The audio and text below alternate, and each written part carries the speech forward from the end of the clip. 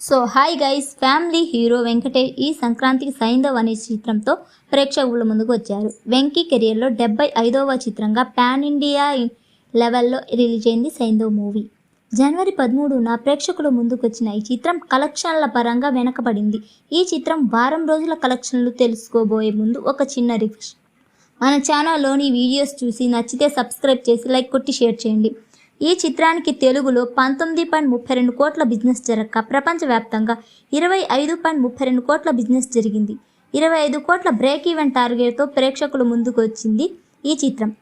ఈ సినిమా 6 రోజుల్లో 9.35 కోట్ల షేర్ రాబట్టగా 17.15 కోట్ల గ్రాసును వసూలు చేసింది.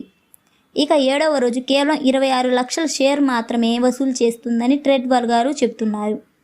ఈ చిత్రానికి ఇండియాలో 14.3 కోట్ల నెట్ వసూలు చేయగా 17.25 కోట్ల గ్రాసును వసూలు చేసింది. ఓవర్సీస్లలో 1.75 కోట్లు వసూలు చేసింది సైంధవ్ మూవీ.